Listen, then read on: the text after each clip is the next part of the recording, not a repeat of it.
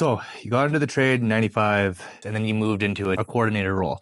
What happened after that for you? After I got into the role and we started getting into our shop and doing some other stuff, I realized that we needed to do pre-apprenticeship training. It was boom times. We were very busy.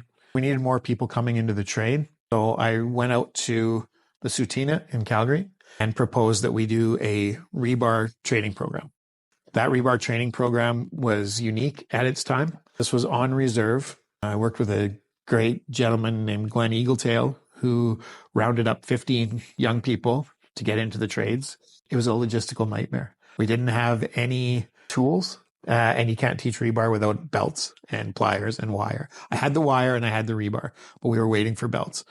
So the first week, we packed rebar up and down the road on the reservation in front of the administration building, and we got some funny looks. Up and down the road, packing rebar, back and forth, back and forth. Finally, the belts came in, and man, it was such a awesome success in the classroom. Watching young people learn how Rodbuster trade is about pack and tie, bleed and die, who's the fastest, who can pack the most. It's a real competitive trade. It was amazing to see these young guys packing and getting really good at the trade. But I was naive. I didn't know anything about residential schools at the time. This is 2002 or 3. I had no idea about the generational trauma that existed out there. I didn't have any idea about why it was going to be a challenge coming into Calgary and working with a bunch of crazy rodbusters, Indigenous, white, in an environment that didn't promote success. So we did that program, and within 3 weeks of finishing, we had lost everybody but 3 people in that program.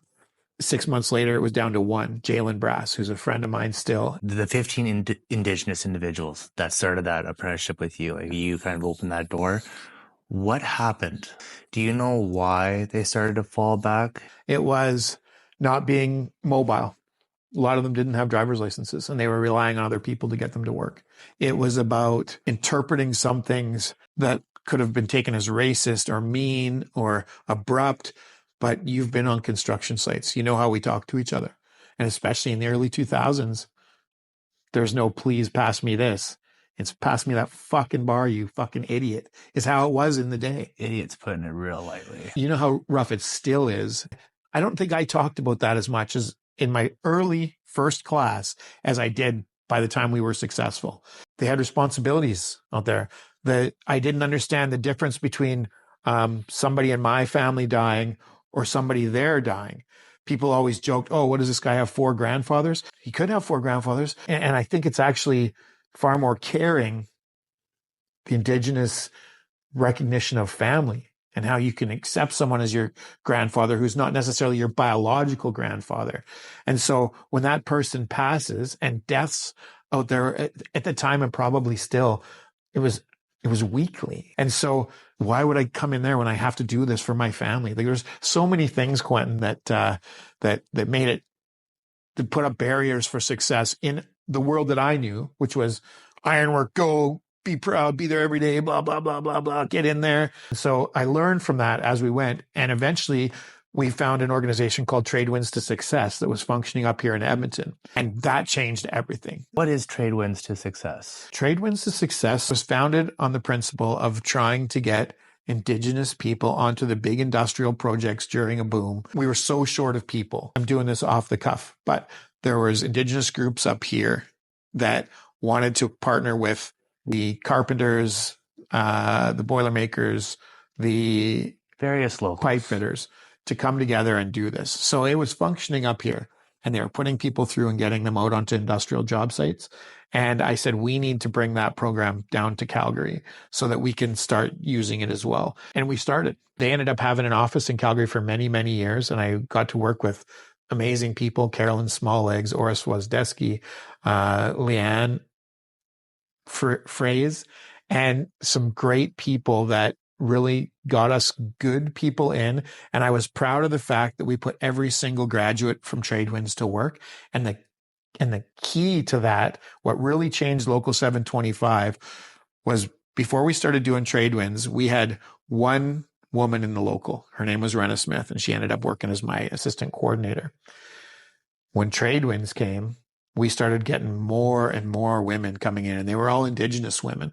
And there's a picture that I commissioned later on that shows them all, excuse me, up on the beam. We did a green screen. I remember seeing this picture. Yeah, Yes. and those women on that beam were graduates of the Trade Winds program. There was nieces and aunts on that beam that were journey people and apprentices.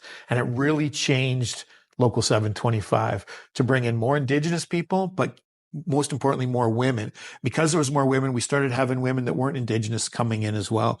And I was proud of that at the time. The reason we did that picture was to show, like, back in the early 1900s when those ironworkers were up on that beam, there was no protection for them. There was no protection. On top of that, like you're talking back then, this was, we call it a male dominant industry, Oh, yeah. but then that was a man's world. 100%.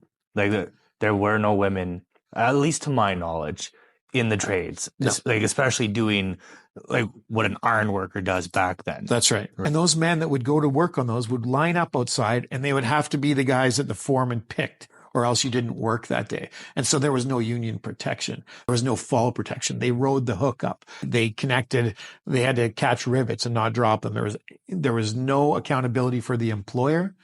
And that's how unions basically got started in North America, is all of those ironworkers that were on that site would throw in a nickel a week out of their pay. And then if somebody fell, they would give that to the widow. That's how this thing started. Our health and welfare pension insurance was they would throw their money in so that if a widow was there, or if someone did fall, they would collect as much as they could to give to the widow so she could survive until she could find another way to survive in the world. And so those guys didn't have protection, just like Indigenous women don't. I still feel the reason we did that picture is Indigenous women don't have that protection.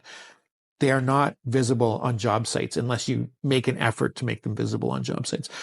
They get treated like shit when they get out on those job sites, right? Like, we need to protect people. If we want to grow this industry, as you are here, that's why we're here.